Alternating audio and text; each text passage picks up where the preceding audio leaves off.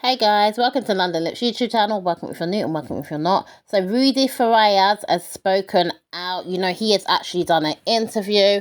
I'm going to show you some clips from the interview.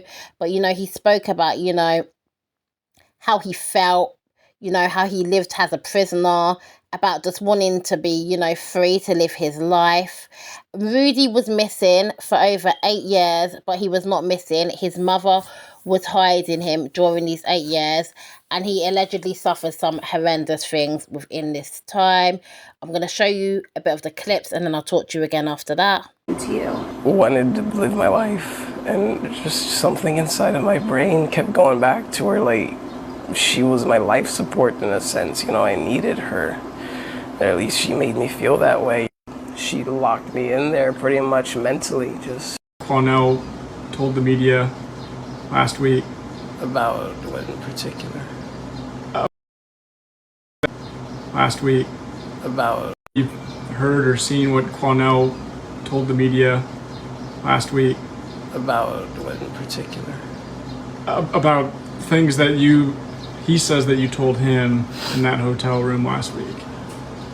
Specifically about some of the sexual things. See, that's what I'm saying, the twisting. No, I didn't say anything like intercourse or this and that. But no, I don't necessarily think he didn't get into specifics like that either, but he did mention that your mom wanted you to play the role of husband in the house. Yeah, pretty much. It basically felt like that. Like, make sure to cook, or, oh, you didn't make me any food, you didn't do this and that. It's just like, I just want to provide for myself. I don't want to keep providing for my mom. I just treat it like a roommate towards the end, like, I'm tired of being your son. I just want to be your roommate. I just want to live my life. Give me my check instead of $60 for 12-hour shifts 7 days a week at night. Like, I just want to live. She would make you go to work with her, is that? Yes, ma'am. And then we don't want to twist your words. We want to say it from your perspective, and we want to make sure we get this right. So I know she had you play the role of a father, but as far as sexual assault or something of that nature, did she ever force? You don't have to go into detail, but she didn't force herself on me or anything like that. Like, it wouldn't be anything like I would have to go get a rape kit or go file a police report. Okay. It would never be anything like that. Just stuff that really made me uncomfortable, and I didn't have any references or other people to bounce off of to understand that, like, if it's a healthy thing that she does or not. Maybe it's just me not understanding how people work, because she's the only person I understand. But would you say that you and your mom have a normal son-mother relationship? I mean, not after all of that. Not after everything she did. And to be honest, I don't want one with her. Remember conversations with her that bothers you, or that you remember conversations with her that just, I don't know, I used to have to sleep in her bed sometimes. I don't remember why, just like next to her. It wouldn't be anything sexual or anything like that. I wouldn't lie about that, because there's plenty of people that need honest truths when it comes to those things. That just muddies the water to lie about those type of things. That's where I said the media, they like to twist my words and confuse things. I never said anything bad about her in that regard, but just boundaries she would push or make me uncomfortable, and I would say stop, and she'd be like, well, why, what did I do? I didn't do anything wrong, and then I would just be like, okay, I didn't do anything wrong, and just leave it at that.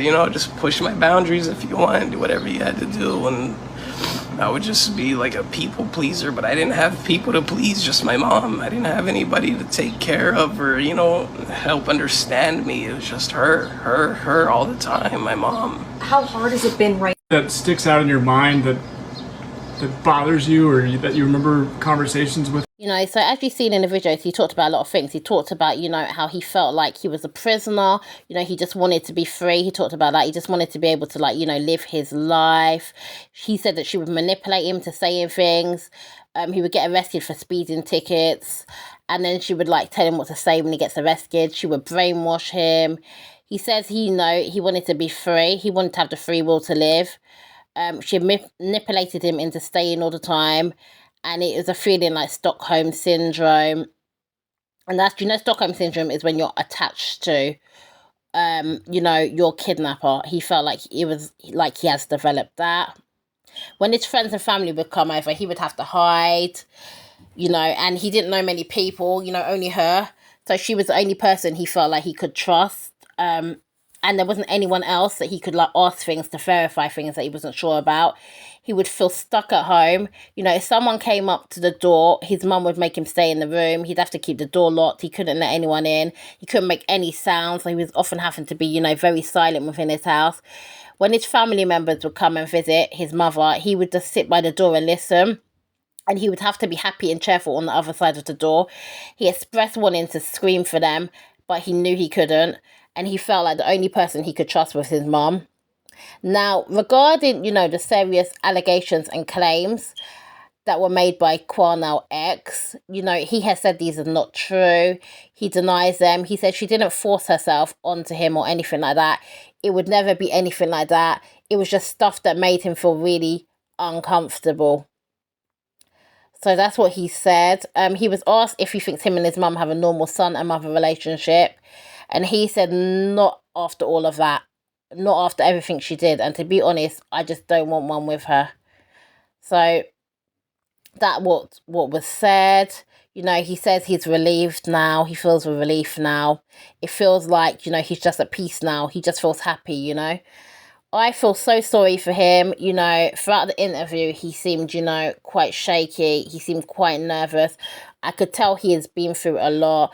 I don't know, you know, whether or not, you know, the SA allegations were true or not. You know, we have to remember that, you know, this is a boy who has, you know, suffered a lot. You know, he's been, you know, hidden by his mother for years. She's had a lot of years to, you know, manipulate him, brainwash him, make him feel like he's possibly wrong for things that have happened. So this doesn't mean that it didn't happen. It just means that right now he's not saying it happened, or maybe he's unable to process what has happened to him over the years because she spent a lot of time manipulating him, and, you know, he may feel certain guilt for certain things that have happened himself because he may not be processing or thinking of these things in the right way. I think, you know, he just needs time, therapy, counselling, the right support, you know, network around him. And then I think he'll feel more able to, you know, realise and maybe talk, or even if he doesn't want to talk, he'll have more time to really process what has happened to him and understand.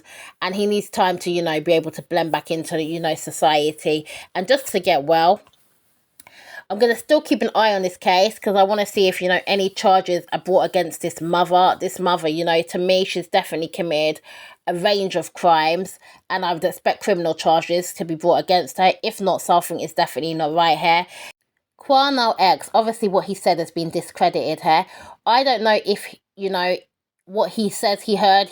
To me, I believed him. I can't see any reason why Quanell X would, you know, be fabricating this or making it up. I can't see where he would really gain anything from it. Quanell X has claimed that he does actually have the videos, but he doesn't want to put them out because he wants to respect, you know, Rudy's right to, you know, privacy.